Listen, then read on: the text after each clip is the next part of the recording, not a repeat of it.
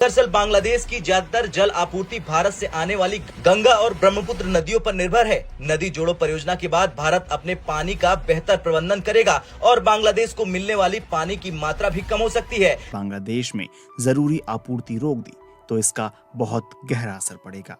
BJP नेता दिलीप घोष ने हाल ही में कहा कि अगर भारत ने बांग्लादेश में आलू, प्याज, दवाई, पानी और कपास जैसी जरूरी चीजों की आपूर्ति रोक दी तो बांग्लादेश पर इसका बहुत बुरा असर पड़ेगा। पढ़ता हूँ तो कहती है ये खालिक की किताब है, मिसले यहूदी ये सऊदी भी अजाब। उस कौम के बारे में क्या लिखूं फराज, काबे की कमाई से जो पीते हैं शराब। हिंदुओं को नुकसान पहुंचाने का तुम्हें बहुत बड़ा खामियाजा भुगतना पड़ेगा। एक एक बांग्लादेशी को यहां से पकड़ कर निकालो। 48 खाएगी कि कैसे एक देश अपने प्राकृतिक संसाधनों का सही प्रबंधन कर सकता है। साथ गलत हुआ है, मैं मानता हूँ बिल्कुल गलत हुआ है, नहीं होना चाहिए था। लेकिन जैसे ही थोड़ा सा भी कोई गलत कदम उनके खिलाफ उठा है, फौरन इसराइल ने इस पर एक्शन लिया है। और इसराइल ने एक्शन लिया है और उसके पीछे अमेरिका है, ठीक है। और इसराइल के अंदर मतलब कि इसराइल ने फलस्तीन पर इतना जुल्म किया है।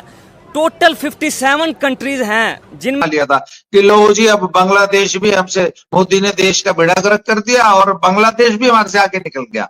इस प्रकार की बातें चलने लगी। तो साहब हमारे यहाँ जब ये बांग्लादेश का अनरेस्ट शुरू हुआ, वहां पे तो कैसे आप सब, उम्मीद करती हूँ आप सब बहुत अच्छे होंगे। दोस्तों अगर आप मेरे चैनल पे पहली बार आए हो, अभी तक सब्सक्राइब नहीं किया है तो प्लीज सब्सक्राइब कीजिए, शेयर कीजिए, बेल आइकन ऑन कीजिए ताकि आपको आने वाली हर एक लेटेस्ट न्यूज आसानी से मिल जाए। दोस्तों जैसा कि आप लोग जानते होंगे कि बांग्लादेश में फिलहाल कैसे हालात हैं, हिंदुओं के साथ बहुत ही ज्यादा बुरा व्यवहार किया जा रहा है। और अब एक लेटेस्ट न्यूज सामने आई है कि भारत एक बड़ा फैसला लिया है भारत ने कि भारत की जो नदियां हैं वो बाहर नहीं जाएगी, मतलब बांग्लादेश में भारत की नदियां नहीं जाएगी। जिस नदियों पे बांग्लादेश जी रहा था, अब बांग्लादेश को वो नदियों का पानी नहीं मिलेगा। अगर पानी नहीं मिलेगा तो बांग्लादेश को अब पड़ना पड़ेगा भारत के पैरों में। तो दोस्तों आज का वीडियो काफी शानदार होने वाला है, बिना स्किप किए पूरा वीडियो देखना। उम्मीद करती हूँ आप लोगों को मेरा ये वीडियो पसंद आएगा। भारत और बांग्लादेश के रिश्ते इन दिनों नाजुक मोड़ पर हैं। ऐसे में भारत में सत्ता पर मौजूद भारतीय जनता पार्टी के कई नेता कह रहे हैं कि अगर भारत ने बांग्लादेश में जरूरी आपूर्ति रोक दी तो इसका बहुत गहरा असर पड़ेगा। बीजेपी नेता दिलीप घोष ने हाल ही में कहा कि अगर भारत ने बांग्लादेश में आलू, प्याज, दवाई, पानी और कपास जैसी जरूरी चीजों की आपूर्ति रोक दी तो बांग्लादेश पर इसका बहुत बुरा असर पड़ेगा। बांग्लादेश की जैसी भौगोलिक स्थिति है उसमें भारत के साथ उसके संबंध काफी अहम हो जाते हैं। बांग्लादेश को इंडिया लॉक्ड मुल्क कहा जाता है। दरअसल बांग्लादेश की 94% बॉर्डर भारत से लगती है। भारत और बांग्लादेश के बीच 4367 किलोमीटर लंबी बॉर्डर है, यानी बांग्लादेश लगभग चारों तरफ से भारत से घिरा हुआ है। ऐसे में बांग्लादेश सुरक्षा और व्यापार के मामले में भारत पर निर्भर है। वहीं बांग्लादेश से भारत को पूर्वोत्तर के राज्यों में सस्ता और सुलभ संपर्क करने में मदद मिलती है। पूर्वोत्तर के राज्यों से बाकी भारत को जोड़ने में बांग्लादेश की अहम भूमिका है। बांग्लादेश और भारत के बीच पानी की साझेदारी, सीमा से होने वाले कारोबार और शरणार्थियों के मुद्दे अहम रहे हैं। बांग्लादेश चावल, गेहूं, प्याज, लहसुन, चीनी, कपास, रिफाइंड पेट्रोलियम, इलेक्ट्रॉनिक उपकरण, प्लास्टिक और इस्पात के लिए भारत पर निर्भर है। कोविड महामारी से पहले बांग्लादेश की अर्थव्यवस्था मजबूत स्थिति में थी और इसमें सबसे बड़ा योगदान पश्चिमी देशों में बांग्लादेश से होने वाले कपड़ों के निर्यात का था। बांग्लादेश का कपड़ा उद्योग भारत से जाने वाले कच्चे माल पर निर्भर है। अगर भारत से बांग्लादेश के संबंध और बिगड़ते हैं तो इससे उसका निर्यात प्रभावित होगा। इसका असर उसकी जीडीपी पर पड़ेगा और फिर महंगाई के साथ बेरोजगारी बढ़ेगी। बांग्लादेश दक्षिण एशिया में भारत का सबसे बड़ा ट्रेड पार्टनर है। बांग्लादेश ने वित्त वर्ष 2022-23 में भारत में $2 अरब का निर्यात किया था। इसी दौरान दोनों देशों का द्विपक्षीय व्यापार $15.9 अरब का था। भारत ने पिछले 8 सालों में बांग्लादेश को $8 अरब की मदद की है। ये मदद भारत ने बांग्लादेश में विकास परियोजनाओं को लेकर की है। इनमें रोड, रेल, शिपिंग और पोर्ट्स के निर्माण शामिल हैं। शेख हसीना के कार्यकाल में 2009 से जुलाई 2024 के बीच बांग्लादेश की अर्थव्यवस्था 6.3% की दर से बढ़ी। जीडीपी का आकार $123 अरब से बढ़कर $455 अरब हो गया। बांग्लादेश के बारे में भारत के लिए हमेशा से चिंता की बात यह रही है कि बांग्लादेश कहीं चीन के ज्यादा करीब न चला जाए।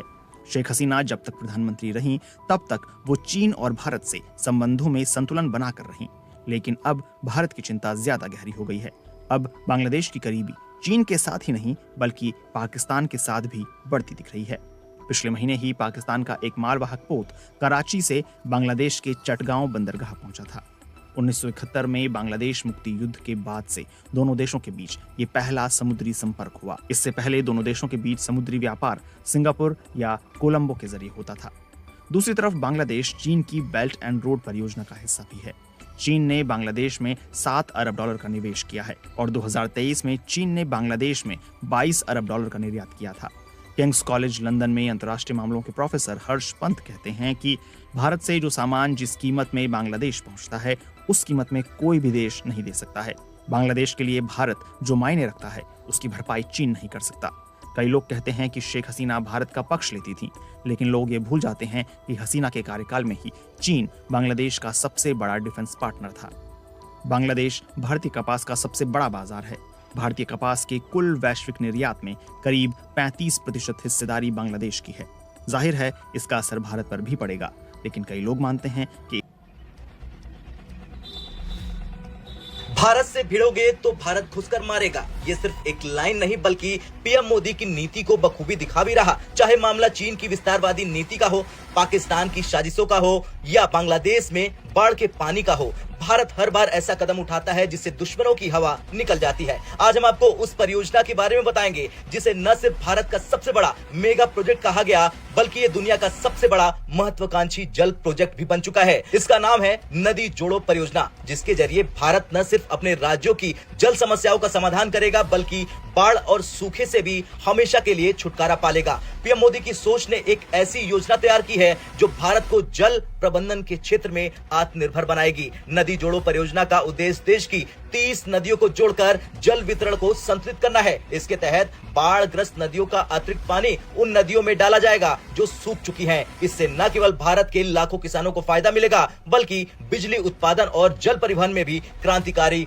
बदलाव आएंगे। अब सवाल यह कि बांग्लादेश को क्यों इस प्रोजेक्ट से बेचैनी है या फिर यूं कहें कि परेशानी है। दरअसल बांग्लादेश की ज्यादातर जल आपूर्ति भारत से आने वाली गंगा और ब्रह्मपुत्र नदियों पर निर्भर है। नदी जोड़ो परियोजना के बाद भारत अपने पानी का बेहतर प्रबंधन करेगा और बांग्लादेश को मिलने वाली पानी की मात्रा भी कम हो सकती है। इससे बांग्लादेश की कृषि और जल आपूर्ति पर बड़ा असर पड़ेगा। अब नदी जोड़ो परियोजना कैसे बदलेगी भारत की तकदीर, ये भी जान लीजिए। दरअसल हर साल भारत के कुछ हिस्सों में बाढ़ और कुछ हिस्सों में सूखा पड़ता है। इस परियोजना से पानी का समान वितरण होगा जिससे सूखा और बाढ़ दोनों का समाधान हो जाएगा। परियोजना के तहत बनने वाले डैम और रिजर्वायर से लगभग 34,000 मेगावाट बिजली का प्रोडक्शन होगा। ये भारत को ऊर्जा के क्षेत्र में आत्मनिर्भर बनाएगा। किसानों को बारिश पर निर्भर नहीं रहना पड़ेगा। सिंचाई के लिए पर्याप्त पानी मिलने से भारत की कृषि प्रोडक्टिविटी में भारी वृद्धि हो जाएगी। परियोजना के जरिए नदियों को जोड़कर नया जल परिवहन नेटवर्क तैयार किया जाएगा। इससे माल ढुलाई का खर्च कम हो जाएगा और लैंड लॉक राज्यों जैसे कि मध्य प्रदेश और राजस्थान जिसको समुद्र से जोड़ने में मदद मिल जाएगी। हर साल भारत की नदियों का करोड़ों लीटर पानी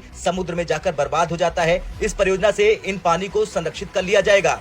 इस परियोजना में भारत की 37 प्रमुख नदियां शामिल हैं, जिनमें उत्तर भारत की नदियां जिनमें गंगा, ब्रह्मपुत्र, यमुना और घाघरा शामिल हैं। दक्षिण भारत की नदियां जिनमें गोदावरी, कृष्णा, कावेरी और पेरियार शामिल हैं। पश्चिम भारत की नदियां जिनमें नर्मदा और तापी और पूर्वोत्तर की नदियां जिनमें सुबनसिरी और तिस्ता शामिल हैं। चीन और पाकिस्तान ने भी कभी नहीं सोचा था कि भारत अपने जल संसाधनों का इस तरह से इस्तेमाल करेगा। भारत की नदी जोड़ो परियोजना उनके जल कूटनीतिक प्रयासों को विफल कर देगी। पाकिस्तान के लिए भारत का ये कदम सिंधु जल संधि के तहत भारत के अधिकार को और मजबूत करेगा। बांग्लादेश के लिए भारत का ये कदम उनके जल प्रबंधन पर सीधा असर डालेगा। खैर कुछ भी हो, ये परियोजना न केवल भारत के लिए बल्कि पूरी दुनिया के लिए एक मिसाल बनेगी। ये दिखाएगी कि कैसे एक देश अपने प्राकृतिक संसाधनों का सही प्रबंधन कर सकता है। आपका क्या कुछ कहना है इस परियोजना को लेकर? कमेंट कर जरूर बताएं। ब्यूरो रिपोर्ट, भारत तक। रिएक्शन वीडियो कैसा लगा? अगर अच्छा लगा है तो प्लीज सब्सक्राइब कीजिए, शेयर कीजिए, बेल आइकन ऑन कीजिए ताकि आपको आने वाली हर एक लेटेस्ट न्यूज आसानी से मिल जाए। जैसा कि आप लोग जानते हैं, इस न्यूज में भी नजर आ रहा होगा कि भारत ने एक बड़ा फैसला ले लिया है कि भारत की जो नदियां हैं उनका यूज भारत इस तरीके से करेगा जहाँ पे बारिश के कारण बाढ़ आती है, जहाँ पे बारिश आती है लेकिन फिर भी सूखा रहता है, लोग पानी के लिए तड़पे रहेंगे। अब भारत में कोई भी पानी के लिए नहीं तड़पेगा। कोई भी बाढ़ से, अब जो बाढ़ से परेशान होते थे बारिश आती थी, अब उससे भी परेशान होने की कोई दिक्कत ही नहीं आएगी, क्योंकि नरेंद्र मोदी जी ने अपना दिमाग लगा लिया है और भारत की नदियां बाहर नहीं जाएगी और भारत के हर एक कोने में अब पानी जाएगा और जहाँ पे जो सिंचाई का जो मोल है वो और ज्यादा बढ़ जाएगा।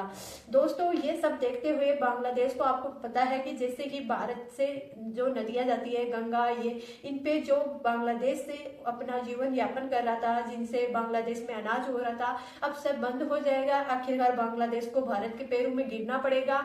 अब देखते हैं बांग्लादेश अपने पैरों, जो इंडिया के पैरों में गिरेगा या नहीं गिरेगा, लेकिन इस न्यूज में तो वही नजर आ रहा है कि आखिरकार बांग्लादेश को अपनी हार माननी पड़ेगी। तो दोस्तों आप लोगों को मेरा ये वीडियो कैसा लगा? अगर अच्छा लगा है तो प्लीज सब्सक्राइब कीजिए, शेयर कीजिए, लाइक कीजिए और उम्मीद करती हूँ आप लोगों को मेरा ये वीडियो पसंद आएगा। अगर पसंद आया है तो प्लीज शेयर कीजिए ताकि हमारे और भी भाई बहन इस न्यूज को और इस न्यूज की जानकारी ले। तो